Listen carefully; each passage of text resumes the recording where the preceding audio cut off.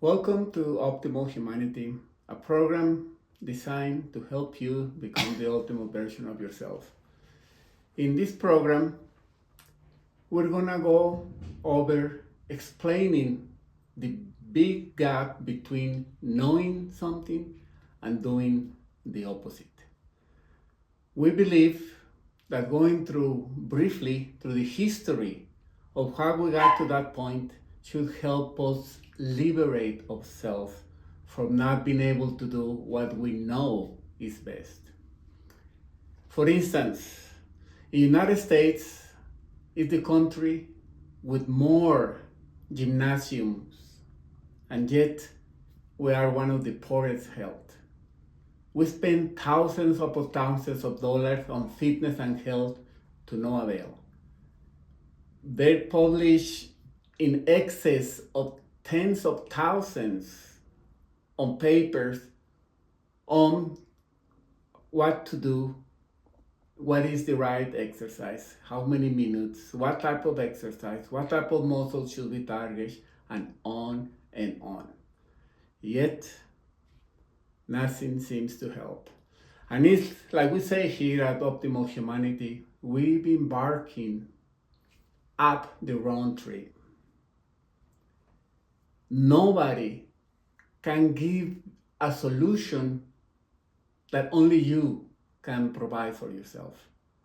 What we want to do is to empower you to be able to know what is good and to do what is good. Like our quote of the day from St. Augustine says, right is right, even if nobody's doing it, and wrong is wrong, even if everyone is doing it. So let's start with the brief history of the gap between knowing and doing. The history begins with the dawn of knowledge, of philosophy, which would eventually become science. And it starts, like we said in the previous chapter, with this thinker known as Heraclitus.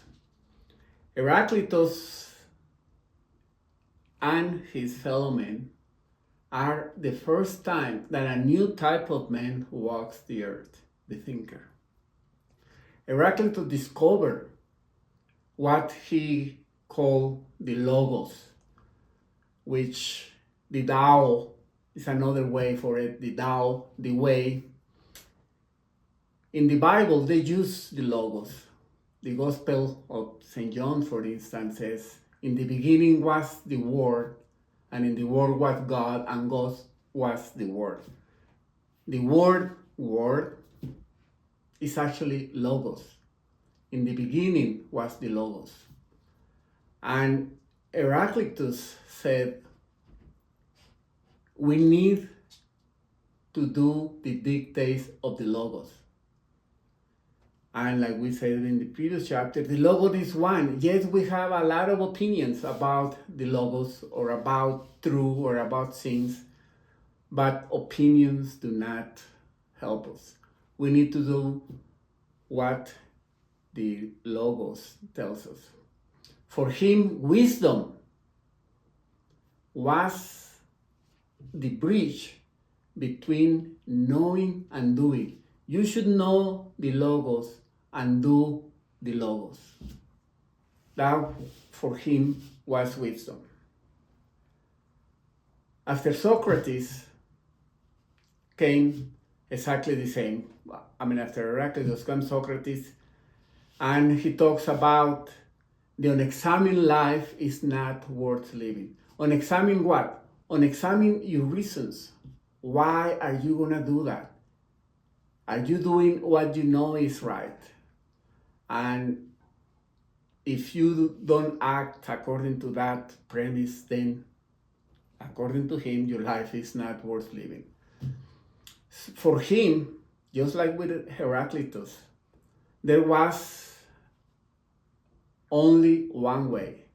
Morality, virtue, was not something subjective. It was not something, well, in my opinion, virtue is this. It was universal and it was absolute. It was good for all thinking men. After Socrates came the Stoics, which, same thing as with Socrates. For him, the premise for them was live according to nature. What is nature? The Logos. So once again, we have live according to the Logos. If you try to put yourself in the moment that humans began to think and have that thing called freedom, meaning we could disobey the Logos, then wisdom was to obey the Logos.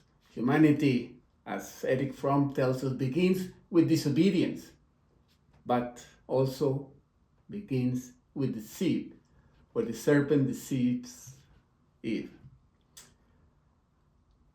For the Stoics, wisdom was courage.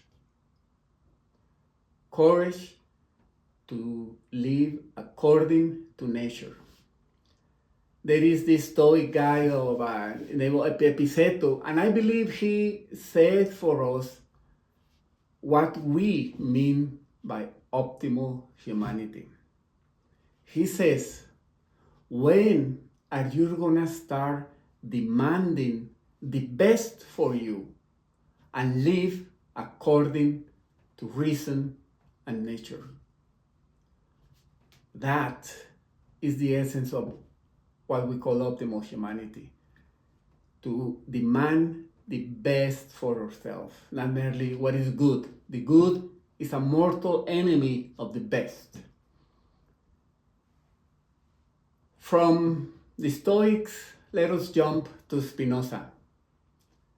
Spinoza tells us pretty much the same thing.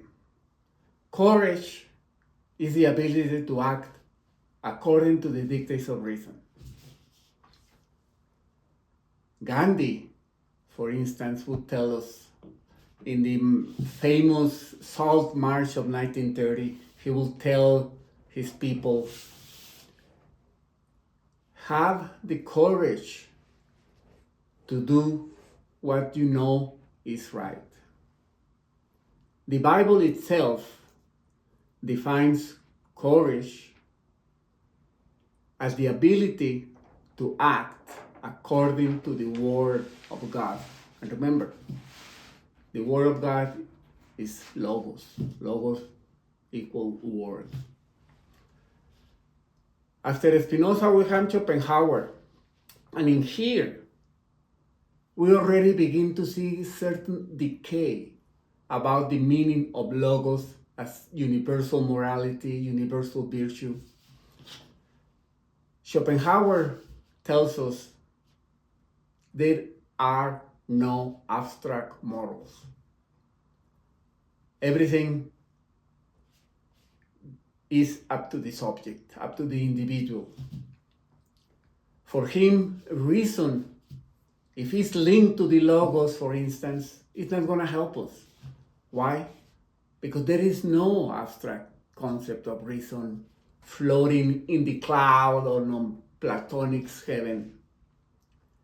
For him, what we need, if we want to act ethical, if we want to do the right thing, you need compassion. Always help your fellow human being and never harm him. And for that, he needs compassion. So there we see a big shift between something merely subjectivity or universal, and we have the shift between courage and compassion. For some, we need courage. For Schopenhauer, we need compassion. After Schopenhauer comes Nietzsche, a huge admirer of Schopenhauer, at least in his youth. He tells us that there are no moral facts, only moral interpretations.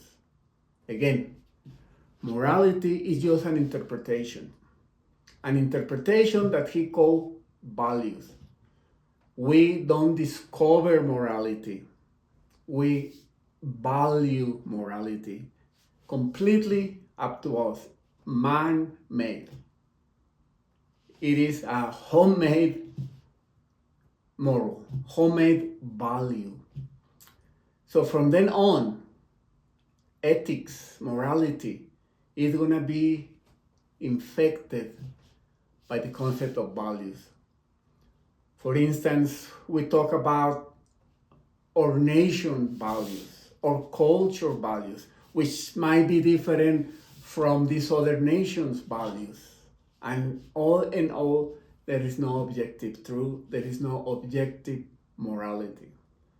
But optimal humanity, we believe that there is. And if you deviate from it, you're gonna pay the consequence. You're gonna crash head on against reality. Reality eventually is gonna charge rent. After Nietzsche, we come with Freud. And Freud said that dichotomy between knowing and doing, which was eloquently stated by Paul. Why, if I know what's best, end up doing what's worst? And all these people are really trying to tackle that question. With Freud, we have something that we forget about values, we forget about morals, we forget about the logos, we forget about courage, we forget about compassion. Suddenly we do what we do because our behavior is mostly unconscious. In other words, we do not know what we're doing. Forgive them, Father, for they do not know what they're doing. That's what Freud also tells us. We do not know what we're doing. Another big breakthrough on Freud, it is the first time that we are provided with a technology in order to liberate ourselves from doing the wrong thing in spite of what we know.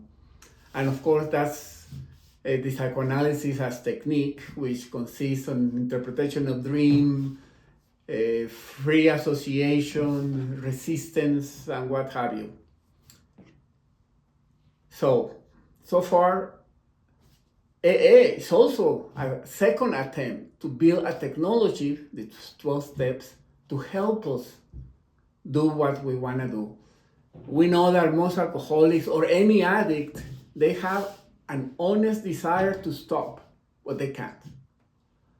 AA provides with a program to trying to bridge that gap, trying to help us accomplish what we want to accomplish, which is what I'm going to offer you in here. So now, I ask you, for instance, Freud or psychoanalysis has a very poor performance. Very few percentage become liberated or become conscious of their unconscious. I believe it is about 33% of alcoholics that achieve sobriety and stop drinking, and who knows how long they stay sober, since we know it's an incurable sickness, a sickness of the soul, as they define it. So the question I ask you, and we want to answer for you, not only answer it, for tell you how to do it, is, can we bridge the gap between knowing on the one hand and doing on the other hand? Can we be like, I believe, human beings at one point used to be, where knowing was doing, at the point that we didn't have the ability to disobey? Because we remember disobedience is the beginning of humankind as we know it. So I do believe that it is possible to bridge that gap. And one of the big problems is the emotions or traumas. We act unconsciously. we let our limbic system decide for us instead of our frontal lobe. For Plato and Aristotle, I believe they were probably the first one to detect what eventually became the emotions. Although emotion was not a term coined till the 1800s. But Plato and Aristotle knew that there was something that corrupted reason. There was something in humans that didn't let them act according to what they know was best. And they just didn't know what it was. For the Stoics, those, whatever they were, for them, they were mistaken judgments. You could see the influence of Socrates there, that you do what's wrong because you do not know what's right. So based on that, if you do what's wrong, it's because you have a mistaken judgment.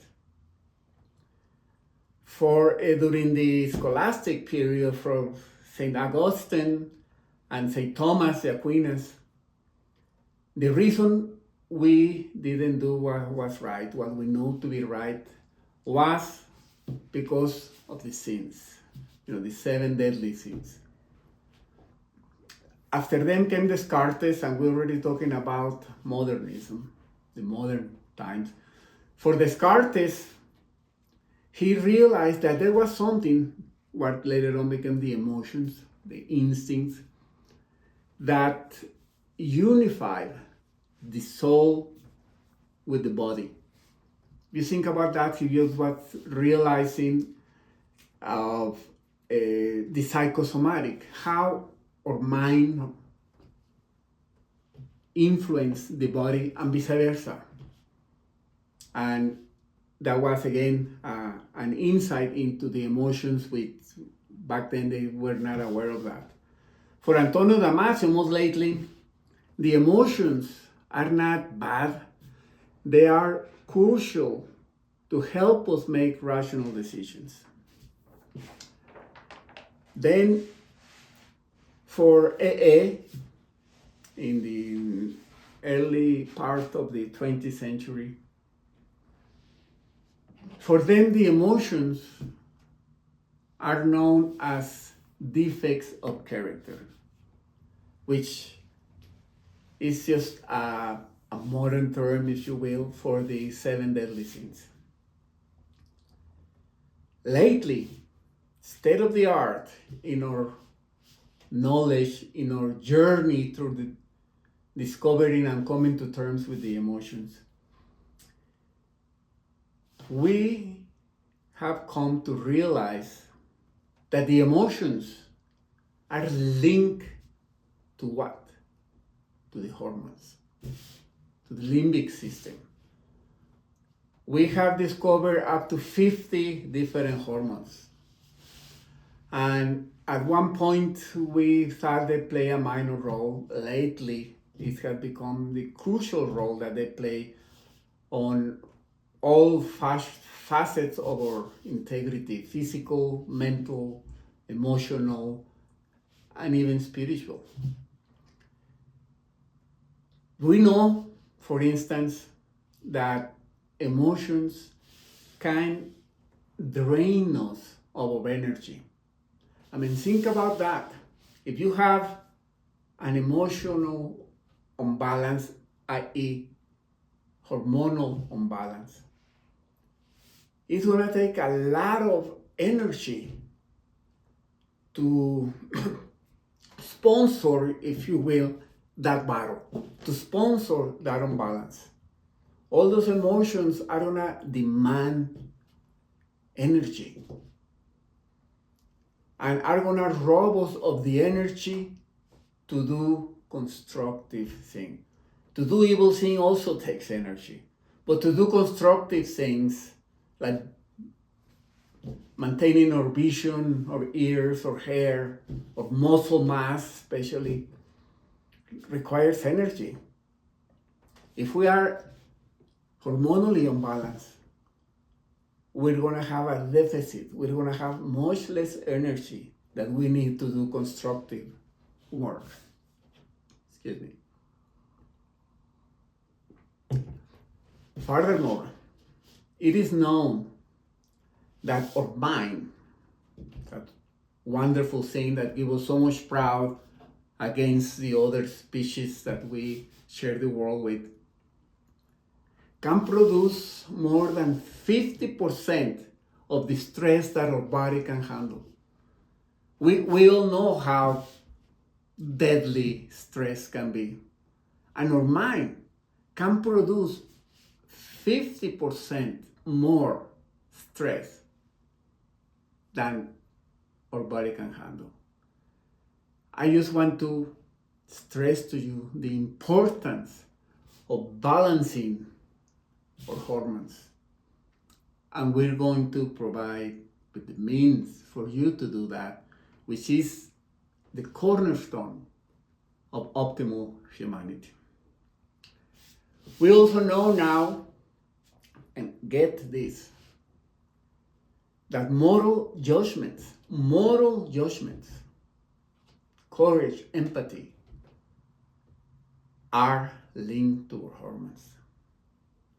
There is a new emerging science called behavioral endocrinology.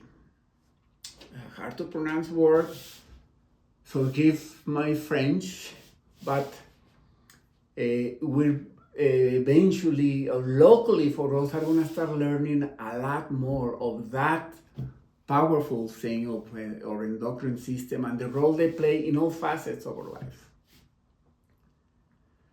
Listen to this. Courage and empathy are linked to the hormones oxytocin, dopamine, serotonin, and adrenaline. Get this, have the courage to do what is right. Courage is the ability to act according to the dictates of reason. We now have the oxytocin to do what you know is right.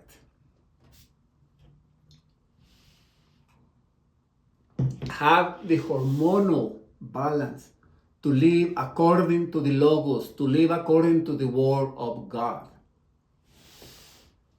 That's how important our hormones are. And like I say, we're going to provide to you with the easy steps that you can do to achieve hormonal balance. Let me give you a preview of our next session. Studies have linked vegetarian and vegan diets with hormonal imbalances. I ask you, is it immoral, a vegetarian diet? Is it unethical, a vegan diet, knowing what we know now? Plants, for instance, all plants, to a lesser or lesser degree, have what is known as anti-nutrients that interfere with the nutrients that we need to achieve hormonal balance. So, let me conclude. Food plays an essential, fundamental role in hormonal balance, and hormones play a fundamental role in courage, morality, and ethics. For instance, it's been investigators have found a strong association between psychopathy and testosterone and cortisol imbalance. Think about that. It is close, if not 100%, of psychopaths in jail have that imbalance between testosterone and cortisol. So, we believe that there is an optimal way of doing things. There is an optimal way of exercising.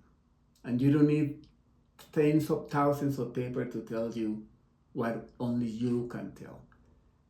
Science of N equal 1 is what works for you. We know that there's only one way to eat properly, what nowadays people are beginning to call the proper human diet. The proper human diet and the optimal human diet should be at least this, that it balances your hormones. Thus, I conclude with the following. Once there was a way, like the Beatles song, the Logos, the Tao, and then we erase it. We erase it when we began to probably being confused what freedom or being fooled by the serpent into telling us to eat what was going to kill us.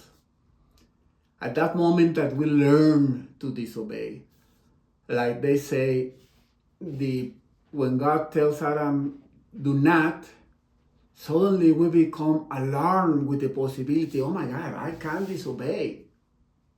And for some reason, it was just too tantalizing and we went ahead and disobeyed.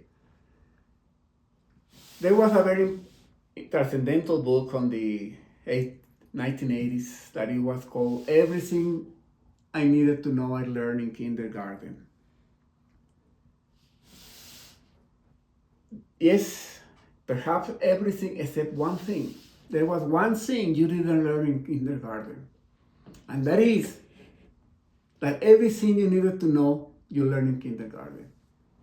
You have to go all your life, tribulations, tests, failures, to realize that from the beginning you already knew that. You already knew what to do. We are at a tipping point in the history of humanity that we are finally learning that everything we needed to know, we know all along. Thank you for watching, and I'll see you next time.